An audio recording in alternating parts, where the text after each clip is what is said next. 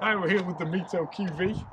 We're going to do a nice long review. I've had the car for 6 years now, 25,000 miles or so. So we'll be doing a big review, going through 4 main parts. So we'll do specs, a real deep dive into specs. Second part, we're going to go through an opinion piece. We'll give personal opinions. Third, we're going to hit the reliability. I know that's a big concern with Alfa Romeos, but it's not been too bad, spoiler alert. Then fourth, we'll go on to any upgrades or modifications I can recommend, because I've done quite a few, as you can probably tell already over the 5-6 years of ownership. Let's get into it. Alrighty, first up, specs of the vehicle. Let's start at the front. We'll crack open the bonnet. Right, so we've got a 1.4 litre multi-air turbo engine here. It's the classic Fiat powertrain engine. So, here she is. What a beauty. 170 horsepower, 250 newton meters of torque. Now the 250 newton meters of torque, which is lesser known, is only in the dynamic mode. In all other modes, you're only getting 230. That's due to slight overboost in dynamic. So yeah, make of that what you will. But yes, 1.4 litre engine, 16 valve of course.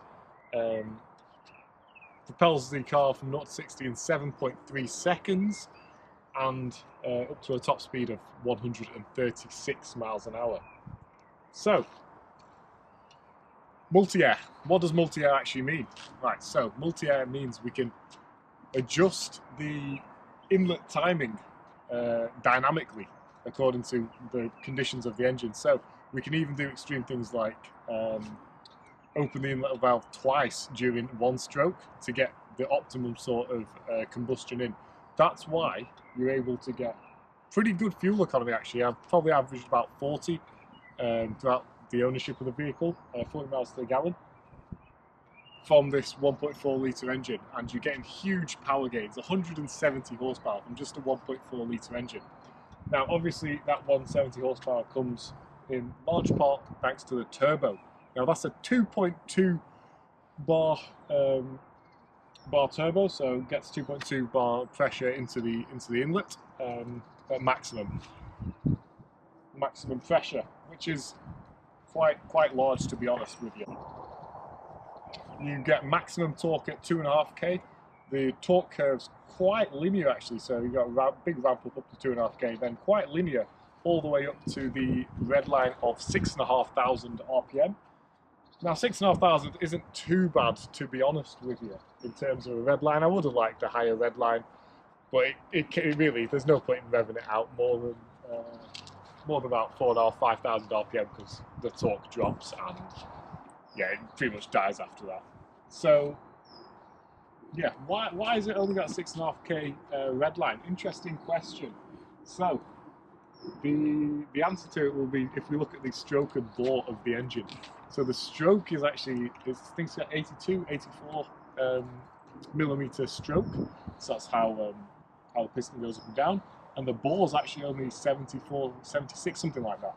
So it's not particularly square. Now, the sort of hack here is if you've got a shorter stroke, obviously you can get a larger sort of max redline RPM there.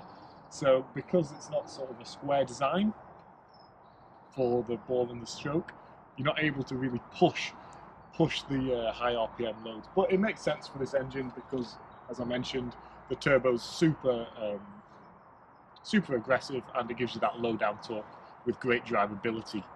Let's move on to the suspension. So we've got the classic McPherson strut setup here. All front wheel drive cars will have this pretty much. So you've not got too much adjustability in terms of camber gear and things like that, but it does the job. Very interesting setup here for the 2012 vehicle. So you've actually got adaptive dampers, which is unheard of when this was actually released, which is pretty phenomenal actually. So it's got a 50 Hertz response rate, so that means it changes, detects inputs every 50 times a second, and then can make these fine adjustments to make sure that you've got the correct damping profile.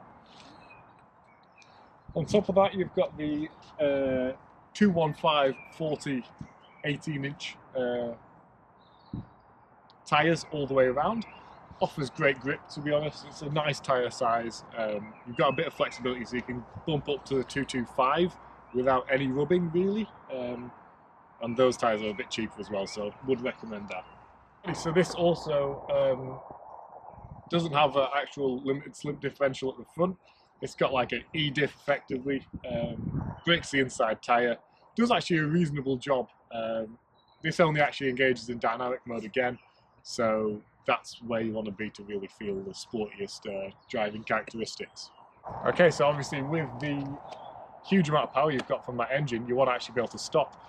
Amazing brakes on the Quadrifoglio Verde here. So you've got 4-pot calipers here, Brembo.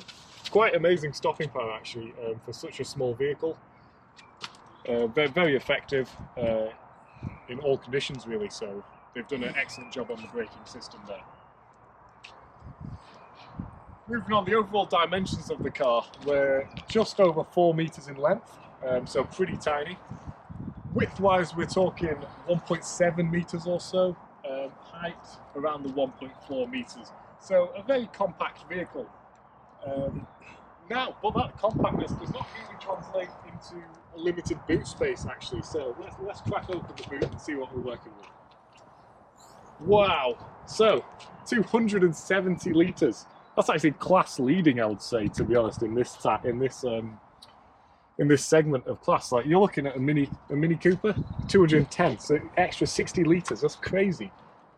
So very, very practical boot actually. I would say, however, the load lip is quite high. But yeah, we'll come on to this more in the opinions piece of the video. Now let's look at rear space. So I'll just crack open the car. Rear, we've got. I'll just show the camera. We've got 2-seat configuration. That comes as standard, but you can actually option the car with a 5-seat, so 3-row bench at the back. But that'll be incredibly tight and absolutely pointless. So definitely would not recommend that. In terms of overall space, there's plenty of cubby holes. You've got 5 cup holders in the vehicle, plenty. And yeah, very, very, very well put together vehicle. Alrighty, so what makes the QV special over the other models? Obviously, we've talked about the engine, the brakes, QV specific, everything like that, QV specific. But what sort of internal touches do we have? Firstly, we've got a QV specific steering wheel, so you can see this green stitching here. Actually, lovely touch. Actually did upgrade the steering wheel in the past, so we'll get onto that again in later stages of the video. But we've also got these lovely, slightly bucketed seats with Alcantara all over, green stitching. Now you can actually get these Sarbelt seats, full buckets, carbon, incredible. Will make the car feel incredibly special. But they were a £1,500 option, I believe. So not many cars were spec'd with that. Now, moving into the car, we've got the Quadrifoglio gear stick, Diamante effect, very classy. With the green stitching, you've got this meaty handbrake here for a bit of fun, bit of loose back end action, and you've got the green stitching around that as well. So really, you've not got a huge amount of like custom upgrades. But well, you've obviously got the metal pedals as well, which is a nice touch. But you don't have like an insane amount of upgrades from the standard car, really. That's it. A lot of green stitching. It does make you feel special, particularly the Alcantara. Right, so moving on inside the vehicle, what sort of technology do you have? Now, you've got to remember this is a 2012 car, so it's not got the most amount of things, but it comes with a Blue and Me system, so it's like basically a TomTom.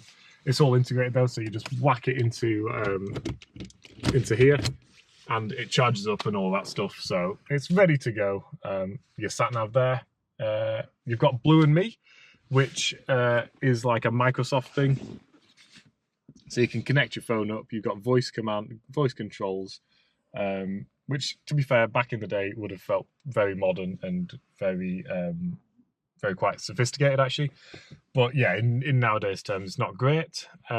So would recommend just putting in another head unit with Android Auto CarPlay. But we'll get onto that in later on in the video. In terms of other features, an interesting one is the wing mirrors has the sort of anti-dazzle coating, which is great. So it's like tinted blue, so you don't actually get dazzled by, you know, huge 4x4s with their ridiculous headlights, which is amazing. Other than that, you've got this lovely Alcantara armrest, which is great. It is tiny, adjustable, very good for like a long journey. You can imagine just chilling out and, you know, having a hand there. Doesn't really work with the gear stick too well, so I tend to just pop that back unless I'm on the motorway. Of course, you've got the electric windows because, you know, it's a modernish vehicle, and we've got the adjustable mirrors as well. The downside of this is, as I mentioned, you've got the DNA system, so that's the only way you can control your driving modes there. The issue is you cannot turn off traction control in a good way, let's say. So you've got to actually take out a fuse. So there's no button for that. You can also get climate control as an option. This has not been spec'd with climate control, but that would be a nice touch as well. Cruise control comes as standard on all Quadrifoglio Verdes, which is a very nice touch actually. No speed limiter, however, just cruise control, but does the job. You've got a driver's display. Let me boot up the car so you can see. Got a driver's display where you can just get basic information like trip computer, things like that. But yeah, that's the interior of the vehicle. Okay, so we want to now just cover off like my opinions over the 5-6 years I've had the car, my general thoughts and feelings, and we'll kick off first with the overall styling of the vehicle.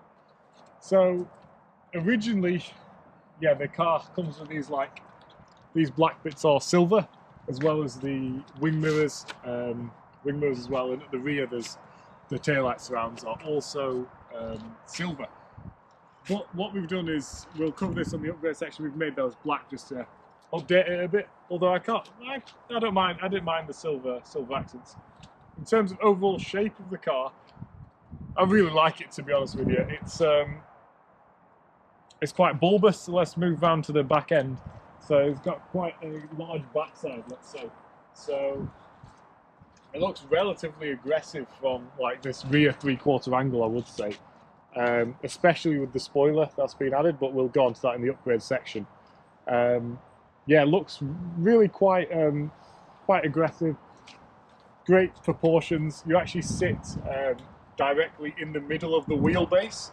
So if we come around, we can see that the driver's seat is actually right in the middle of the wheelbase, which is pretty cool, and it really makes you feel like the car's rotating around you, which is a really nice design. I also really love these Quadrifoglio badges. It just makes the car feel incredibly special. Yeah, so overall, I feel like the design has really withstood the test of time, really. 2012 car looks very modern in my opinion. I might be biased. You can let us know what you think in the comments. Wheels, I really like the wheels. 18-inch alloys. They're turbine style, so you can either you've got these two options with the Quadrifoglio Verde. You've got all blacked out, or you can have like these center bits and the outer edge in sort of like a brushed aluminium style, so it's silver and black. I really like those wheels as well. But yeah, the black ones came on this car originally. We did a small upgrade to those, I'll cover that later. But yeah, in general, I think the car is very well proportioned and very good looking. Okay, so now on to opinions of the drivetrain itself. I'll include the exhaust in this. We'll start off at the back. So the exhaust, stock exhaust, we've got these twin tailpipes. They look pretty decent, nothing too special to be honest. Sound-wise, it does have a really nice, like, throaty, deep burble, but you do not get any sort of those exciting pops and bangs that you you really come to expect and love from a hot hatch. So if you expect an incredible like pops and bangs, loud sound, you're not going to get it. It does sound good though. I think to get pops and bangs, even if you get rid of the all the cats, it's not really going to help too much. It's more of an engine tuning thing. So that's the exhaust. Let's move on to the inside now. So, gearbox. We've got the 6-speed manual gearbox here. It's pretty decent, pretty positive feeling. Relatively short throw. We did actually make it shorter with a short shifter. I'll come on to that later. Transforms the car, but the stock gear stick is plenty good enough, to be honest. Then you've got the pedals. Clutches pretty progressive, to be honest, not too on and offy. Heel and toe is very much possible with the pedals, especially in dynamic mode. So once you've got dynamic mode on, you get the improved throttle response, which really helps with the heel and toe. Alright, so now onto the actual engine itself as part of this drivetrain opinion segment. As I mentioned, 1.4 litres. I really love this engine. Very revvy, very punchy on the torque delivery, low end, really great. You get some amazing sound, like turbo flutter actually, which really helps as well when you've got the performance air filter in there, but we'll come on to that in the upgrade section. Very sporty noise, and it's always nice to have a bit of turbo flutter, so it's great that you can hear that pretty well in the cabin as well. Okay, now we'll move on to the driving dynamics. So the steering is not like your classical hydraulic thing where you might have seen it in 2012 hydraulic steering. It's an electric motor steering basically. So you've got the an electric motor providing the power steering.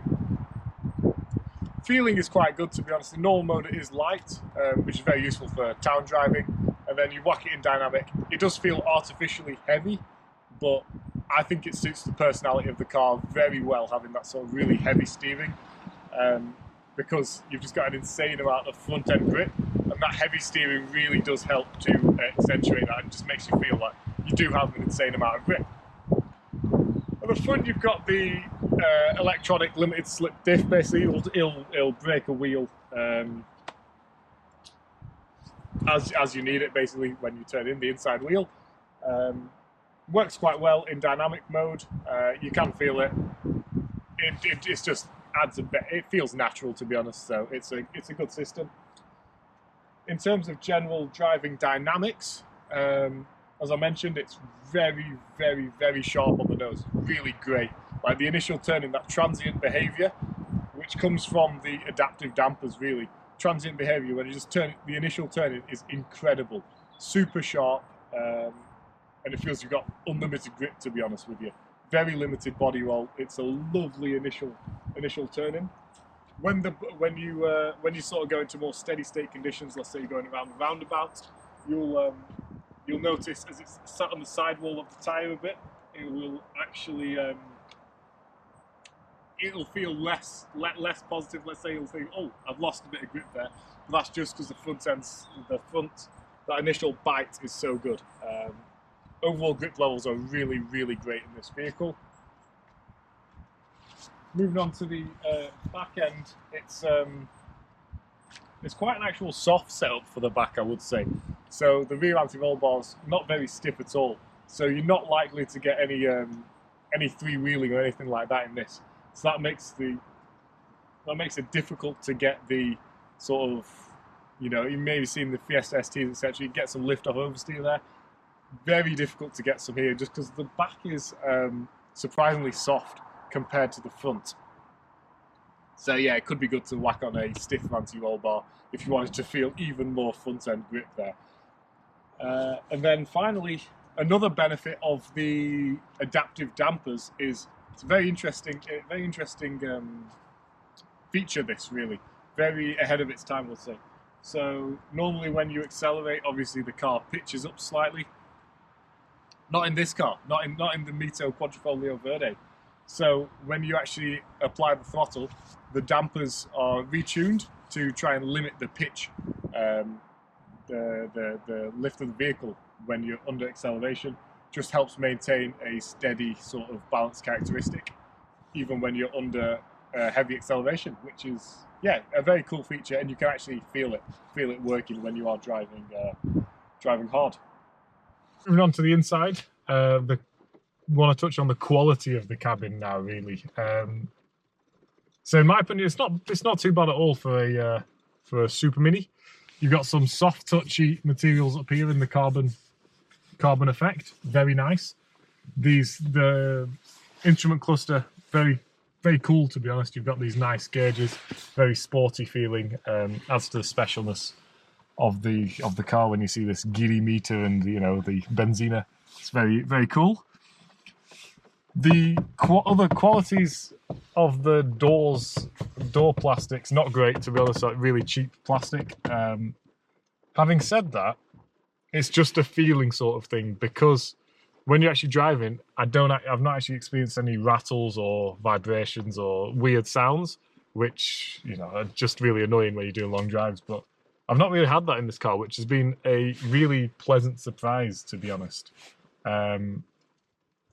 Yeah, so I think overall build quality is very good. Materials used could be slightly better, but again, it's a Super Mini. You don't expect leather to be everywhere. In terms of the specialness of the car, really, I think these Alcantara seats really do help. Make you think it's a sporty special car you're driving. The fact you don't see many of them about is something I really do love. I've maybe seen about 2 or 3 Quadrifoglio Verdes on the road since I've had this car for like 5-6 years. So it really does make you feel like you're driving something special and part of a community. Even small touches like the key. It's red with like a gold rim, very cool. It just adds to the drama and the theatre and the general alpha-y feeling of the vehicle. So what's the car like to actually live with and drive on a daily basis? So around town, visibility is pretty great. You've got the rear parking sensors as standard, so that really does help. The view over the windscreen, you can't actually see where the front of the car is, but the car's so small that it's not a huge problem. Wing mirrors are quite large for this class of car. Great view out the back. So visibility-wise, pretty excellent. The steering feel in normal, very light and easy to get around, so you're all good there. Clutch is a little heavy, to be honest, for stop-start traffic. It does get a little annoying, but you can excuse that for the nice sporty feel when you do actually get some chat on. On the motorway, you generally sit in at about 3,000 RPM at 70 miles an hour, so it is quite loud, really, to be honest. Lot of engine sound, a lot of tyre roar as well, particularly from the rear wheels, because you've got less sound deadening back there. So it is quite loud, not the most comfortable for long journeys, but you can get away with it. Again, you've got this armrest, so that really does help. Help general feeling. You've got cruise control, you've got the creature comforts to make everything as easy as possible to live with daily. Okay, now we're on to the reliability section of the video. So we're going to go through the general reliability of the car over, again, we've had the car for 5-6 years, so got a really good sense of its reliability. Overall, very good on the reliability scale, really. It's just general maintenance that's required. After you get to like the 70,000-80,000 mark, things tend to go, so it's just that. There was nothing like particularly major or expensive, but we'll do a deep dive. So let's start off with, in fact, the front air dam. At the bottom there, you've actually got an air dam to help with airflow under the vehicle and reduce a bit of lift. But what happens is it's really low, so the car tends to bottom out. Even if you go over like a small speed hump or something like that, it'll bottom out, catch and snag, and it'll just get ripped up a tiny bit every single time this happens. it's only actually attached with staples. It's not like hard attached, because obviously if you run over something you want it to detach quickly.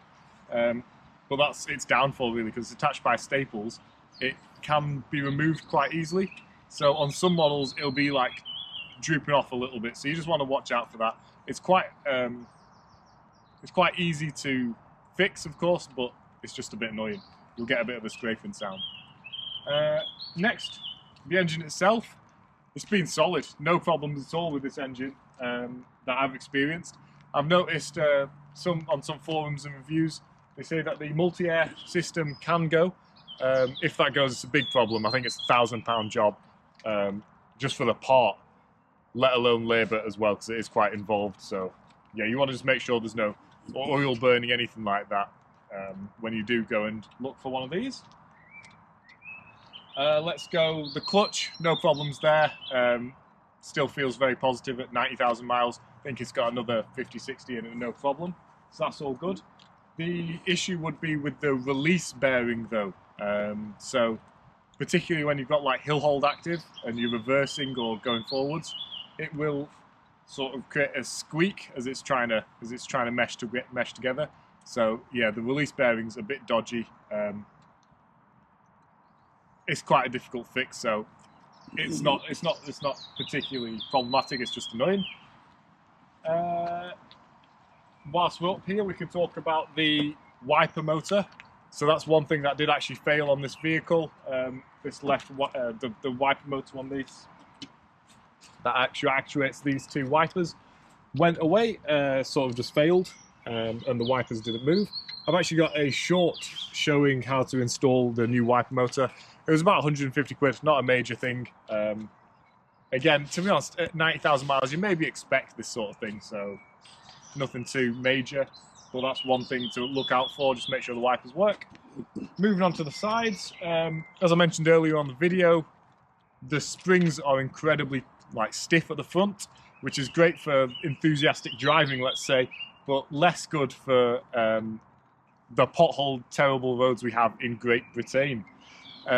So the issue comes when you go over one of these potholes. I've had to replace, I think, 3 springs in my time at the front because it just cracked. So it's again maybe an age-related thing and maybe an overly stiff spring. Yeah, so you got those. General maintenance, again, I'm going to put that in the category of. Brakes themselves, fine, no problem with the actual caliper.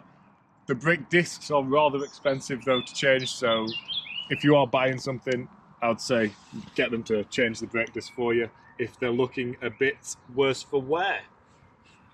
Yeah, I think that's it for the front of the vehicle. Let's head on inside. Okay, so on the inside, the main problem I've had actually is quite a big one. The power steering motor went. So as I mentioned earlier in the video, it's not a hydraulic power steering system, it's electric motor assisted. So the electric motor went on me, got an error message, and the steering obviously got super heavy. The motor itself just failed, so had to get that refurbished. I think it was around 350 quid. Sent it away, got it repaired, and then popped it back in. No problems after that. But yeah, that's quite a common issue with these all Alfa MiTos, not necessarily the QVs. To get the motor out, it's not too big a job, to be honest. You just get rid of this cowling, and you'll get relatively easy access. So not a huge pain, but quite an expensive fix. Moving on, I'm not sure if it's reliability or not, but it's just annoying. Sometimes it's hard to get the car into first gear. You have to sometimes fight it a bit, go up and off the clutch a couple times, just a bit annoying. But yeah, that's the main bit inside was the power steering. Other small quirks would be the lights for the heater control. Sometimes are a bit dodgy, so you just have to whack it and it'll tend to fix itself. So the lights, the backlighting for the controls, a bit dodgy. But yeah, other than that, I think all good inside. All right, moving towards the back of the vehicle. Wheel bearings, big issue here. Had to replace 2 wheel bearings in the time. got the car about 70,000 miles, now 95,000, so in about 25,000 miles, both wheel bearings needed replacing. Not uncommon for this age of vehicle, just something to be aware of. Probably as it gets to this age, wheel bearing will start to go. Also around here, I would highly recommend PPFing this section if you're using if you're just keeping your actual paint, or making sure you've got this like protective film, because it gets absolutely peppered with stones coming from the front wheel, and it gets devastated. So really look to protect this wide. Like, it looks great, right? Like the car from this wide rear angle, but it's yeah, it attracts the stone chips. Now, I think the final thing that actually broke on this car during the 5-6 years of ownership would be the release button for the boot. So this just went, didn't work one day, couldn't get into the boot, which was a bit annoying. But nice little trick here is, if you can't get into the boot, you just climb in through the rear seats, and then you just click this button, and it'll pop up. So I think that's a safety feature, just in case, I don't know, you've got someone locked in the boot and they can quickly get out. So not a huge problem. It was a relatively cheap fix. I think this was about 100 quid or so, the new button. But yeah, that just went. And that brings us to the end of the reliability section of the video. Overall, very reliable vehicle. No major issues apart from the power steering failure. And all age-related, I would say. So, given the bad rep Alfa Romeo has had in the past, I would say they've done very well with this MiTo. Now I want to touch on the maintenance of the vehicle. So, obviously, with any car, you'd want to do an oil filter change every year. But special with these Fiat powertrain engines, they rely on cam belts rather than a timing chain. So, you do actually need to change your cam belt every 4 years if your car's below 30,000 miles, I think, something like that. Check with your main dealer. Or if your car's done more than 30,000, it's every 5 years, which may seem counterintuitive, but that's what they said. It's quite expensive to get the cam belt changed. They're usually changed in pairs with the cam belt and the water pump, because whilst everything's off, it's easier to get both done. I was quoted around 800 quid, so it is quite expensive, but it's just one of those things that needs to be done. Hard to do at home yourself. It is quite an involved job. Okay, so the battery, you might have noticed it's not an OEM battery. That's because we went through quite a few battery actuallys at the start when we got the car. The stop-start wasn't working particularly consistently, so sometimes it went on, sometimes it didn't. So we tried a new battery. Didn't really work or solve the problem, to be honest. It's just one of those things that I've lived with. When you disconnect the battery, and connect it back up again, stop-start works for a few times, and then it just doesn't work. So it must be something to do with the terminals or the battery itself, but it's just one of those things where, yeah, if you're buying a Mini, just check it works, basically, because it is a bit of a hassle to fix and debug the issues. Alright, so now we're on the upgrade segment of the video. Here I'll go through what upgrades I've done to the car, why I've done them, and whether I think you should do them or not. First up, we'll start under the hood. The only real thing I've done under here is a performance air filter, a panel filter in there, K&N1. I've actually got a video on whether you should get a panel filter, full induction kit, or just stick with the OEM filter, so go check that out. It's quite an interesting one. I went for the panel filter. I think it's amazing. As I mentioned earlier in the video, really enhances the turbo flutter sounds from inside the car. You don't notice much power gains, but noise-wise, incredible. It is quite a hard install, just because, especially on these right-hand drive vehicles, just because you've got limited access there, but it's not too hard, not too bad. Moving on to the sides, I've upgraded the tyres. I've got Goodyear Eagle F1 asymmetric 3s on there. That's the 215/40 R18s. Great tyres, great for the wet weather, and yeah, offer great traction in all conditions. Alright, so now I want to touch on the styling upgrades we've done to the car, which I'm sure some of you have been waiting for. So I decided to wrap the car glitter matte yellow. It was a wrap from Hexis. The car was originally black, and I felt that the matte nature of the wrap really helped, like, you know, highlight the lines. Like, you don't see often these like creases, especially like this door crease. You don't really see that. You didn't see that with the black metallic paint. But as soon as you've got like this matte on it, it's incredible. It like transforms the car, in my opinion. And they've actually got the matte grey paint, I think, from stock. So that's a great option to have if you didn't want to wrap the car. But yeah, I really think matte paint work just makes the car look really great. Accentuates all the lines. And I think, yeah, yellow, it's a very distinctive colour. I get a lot of looks, but yeah, I think the car does look fantastic. In order to sort of match the yellow vibe a bit better, change these headlight surrounds from the original like satin silver to carbon. I'm not sure you'll be able to see it because it's a glorious day in Great Britain again. But yeah, change that to carbon to make it look a bit sporty. This bottom lip has also been carbon wrapped with a green accent. Looks quite cool. Just adds a bit of extra personality, I think, to the design. We've got this honeycomb grille here, carbon around there too. Yeah, these carbon accents, I think, really help tone down the yellow, because it can often feel too much, especially, like, imagine it was yellow and silver. I think it wouldn't work too well. Did something similar on the wing mirrors. So these are originally like a chromey silver.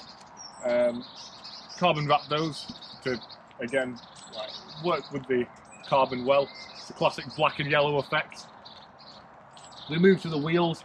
Also got some carbon wrap on these like spokes, the larger spokes there, which I thought was quite cool. Not too noticeable because the wheel's black, of course, but they look quite cool. Then let's move on towards the back of the car, where we've obviously got this next major upgrade, which is this big spoiler. I've got a video actually showing a POV with this. It's actually a spoiler from an A45 AMG, sort of botched together to fit onto the MiTo, but I think it looks absolutely incredible. I think without this, it looks a bit, dare I say, feminine, but this adds a lot of aggression to the car, and it gives it that full hot hatch feel and look from the outside, I would say, because I feel like any proper hot hatch should have a big wing, and this certainly does have a big wing now. Wrapped it in carbon again, just to match everywhere else, so it looks great. And yeah, this is one of my favourite upgrades, to be honest. I think it makes the car look, just finishes the car off nicely. Even these, like the fact that it points into the window, just that it just works somehow, which is really great, and I'm very happy with that. Next, we also did the surrounds at the back here. Got rid of the silver, got them in carbon, lovely, just to match everything up. No real other styling upgrades apart from this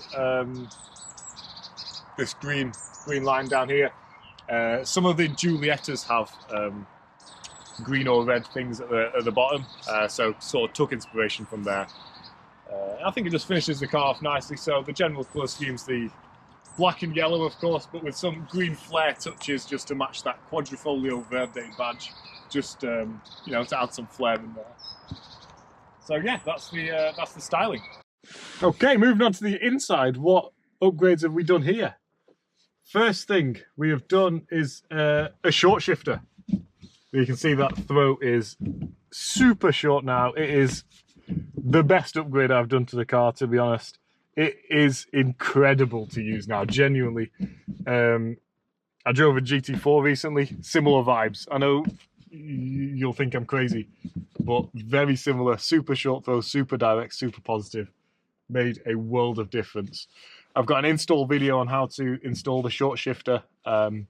Relatively straightforward process, all done from under the hood. So check that out if you'd want to transform the MiTo as well, because I cannot recommend that enough.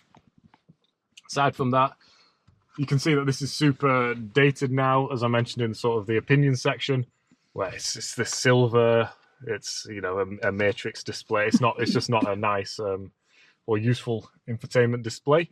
So I switched this out to a black unit, fully black, with a Pioneer stereo.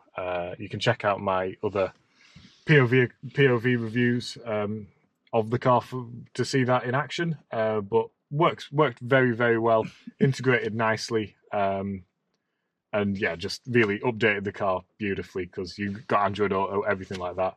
You just pop your phone down here, plug it in, easy peasy. Yeah, great upgrade. I think it's necessary in this day and age to have Android Auto or CarPlay, so yeah, would highly recommend that. Works with the buttons on the stereo as well, on the steering wheel, sorry, as well. So yeah, all around great. Whilst we're on the steering wheel, this is the OEM steering wheel. We actually upgraded the steering wheel to a slightly custom one. So it's actually based on this original steering wheel, but it has like a slightly flattened bottom, Alcantara top, Alcantara bottom, perforated leather on the sides with like a 12 o'clock green stitch marker here, and this trim in carbon fibre, which made the car feel just, yeah, great. Because this is a bit of a basic steering wheel, if we're being honest. The only exciting bit is the green stitching. So it felt like something I had to do to make the interior feel slightly special, because I think the outside feels very special, obviously, with the carbon fibre accents and the matte yellow wrap. But yeah, the interior needed a flare touch, and I think this steering wheel's that perfect flare touch. Cost me I think 300 quid-ish, so it's, yeah, it was well worth it, to be honest. It was transformed the interior of the car. And yeah, I think that brings us on to the end of the section. That's been the upgrades I've done to the car, inside and out. So that brings us to the end of this video, and also to the end of my ownership of the Alfa Romeo MiTo Quadrifoglio Verde. Now, after 6 years, would I recommend it? Absolutely. What an amazing 6 years. It has been an absolute pleasure to have this car. Incredible driving dynamics, mixed with incredible daily livability and acceptable reliability as well. So no problems at all with this car, and yeah, I'm going to be really sad to see it go. Over my 6 years, I do wish I did two things to the car though. These are two of my regrets, let's say. Firstly, the carbon bucket seats. I really love those. I feel like they make the interior feel so special, but they're so expensive. I think they're about 1,500 quid on the used market, so it was just too much of a hit to take, so I didn't actually opt for that. So that's a big regret. But yeah, if you've got the money, I would definitely go for that. And then, lastly, exhaust. As I mentioned, the exhaust sounds good. You get a deep burble, but there's no pops and bangs, anything exciting like that. I would have loved to put the central Ragazon exhaust at the back there, with the GTA style diffuser at the back, just to really set off the car, because I think it would have looked amazing with this A45 spoiler and the big diffuser, central tailpipe. Let's go. Fantastic it would have looked. But again, it would have been about £1,000 total to get that done, and it felt like too much considering the overall value of the car. So yeah, those are my two main areas I would have wanted to change. But yeah, cost prohibitive, to be honest. So that's it. That's the end of the video. I hope you enjoyed it, and yeah, I'll see you in the next one.